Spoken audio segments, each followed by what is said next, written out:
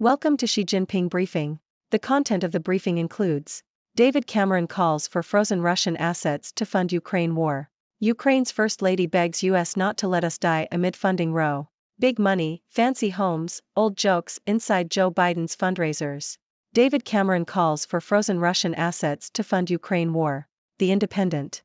David Cameron has called for the $350 billion frozen Russian bank accounts to be used to fund the Ukrainian war effort. The UK Foreign Secretary said there is a strong argument for seizing frozen Russian assets and using them to rebuild Ukraine. Western governments have sanctioned scores of billionaires to isolate Russian President Vladimir Putin and choke his financial support. Almost $350 billion of Russian central bank reserves have been frozen by countries around the world, with £26 billion of that in the UK. On his visit, Mr. Cameron also urged U.S. policymakers to approve a new package of military aid for Ukraine after Congress blocked a $110 billion package of wartime funding for Ukraine and Israel as well as other national security priorities. Ukraine's First Lady begs U.S. not to let us die amid funding row. The Independent. Ukraine's First Lady, Olena Zelenska, has pleaded with the international community to continue providing financial support for Ukraine's war with Russia, following the blocking of a multi-billion-dollar U.S. aid bill. Zelenska warned that if Ukraine and the world tire of the situation, Ukraine will die, and urged the international community not to let that happen. The White House has also expressed concern about the impact of a lack of funding on Ukraine, warning that it could stall Ukraine's progress on the battlefield and give Russia the upper hand. President Joe Biden has also warned that if Russia takes Ukraine, it will not stop there and will go on to attack a NATO member state. Big money, fancy homes, old jokes inside Joe Biden's fundraisers. Associated Press.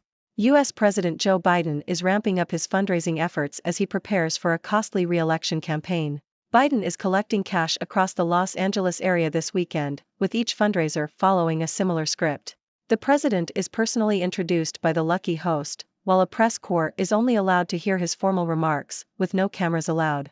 Biden is known for his candidness at fundraisers. In June he upset China by referring to President Xi Jinping as a dictator, in August he talked about his Inflation Reduction Act, and on Tuesday he suggested he may not be seeking re-election if it wasn't for Donald Trump's comeback bid. At the event, Biden repeats his legislative accomplishments, vows to make the rich pay their fair share of taxes and warns about the extreme right, the MAGA movement. Fundraisers are seen as an opportunity for Biden to rile up his supporters and score points against his opponents in a friendly environment. Ladies and gentlemen, I am Dr. Six, your resident observer from the 6 degrees.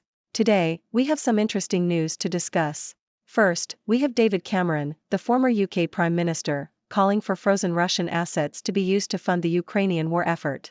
He argues that seizing these assets would not only isolate Russian President Vladimir Putin but also provide much-needed financial support to rebuild Ukraine. It's quite a bold move, considering the billions of dollars involved, but it shows the seriousness of the situation.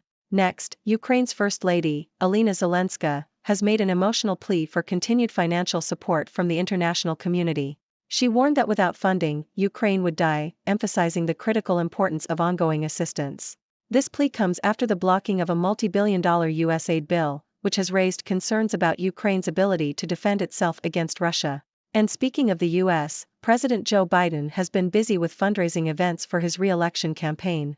These events follow a well-rehearsed script, where Biden gives formal remarks while the press corps is limited in what they can see and report.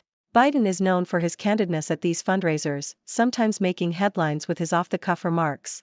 It's an opportunity for him to rally his supporters and take shots at his opponents in a friendly environment.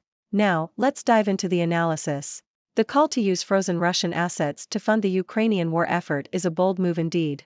It not only puts pressure on Russia but also highlights the urgency of the situation in Ukraine. However, it remains to be seen whether this proposal will gain traction among the international community. As for Ukraine's plea for financial support, it is a heartbreaking reminder of the human cost of war. The international community must carefully consider the consequences of withholding aid and the potential for Russia to gain an upper hand. It's a delicate balancing act, but one that needs to be addressed urgently. Finally, Biden's fundraising efforts show that he is gearing up for a tough re-election campaign. These events not only help him secure the necessary funds but also provide an opportunity for him to energize his supporters. His candidness at these fundraisers adds a touch of unpredictability to the campaign, keeping everyone on their toes. Now, it's your turn, my dear viewers. What are your thoughts on these news stories? Do you agree with Cameron's proposal to use frozen Russian assets for Ukraine? How do you feel about the international community's response to Ukraine's plea for financial support? And what are your thoughts on Biden's fundraising strategy? I'm eager to hear your opinions and answer any questions you may have. Let the discussion begin. Thank you for tuning in. The content above showcases the latest briefing reports and analytical synopses, thoughtfully curated by the 6Do team. These insights stem from a wide array of reputable media outlets, think tanks, government sources, and specialized experts worldwide. We encourage you to explore these sources for a comprehensive perspective. Keep in mind that while the content may not always align with the official standpoint of 6Do Brief, it's not meant to be taken as absolute directives for decision-making. Comprising seasoned media professionals, learned scholars, and accomplished scientists, the 6Do team embodies a trailblazing, fully independent media entity. To customize 6Do Brief to meet your professional needs, you have the option to subscribe to a diverse array of briefings on our website, 6dobrief.com. Regardless of your location, you can conveniently receive 6Do Brief via email.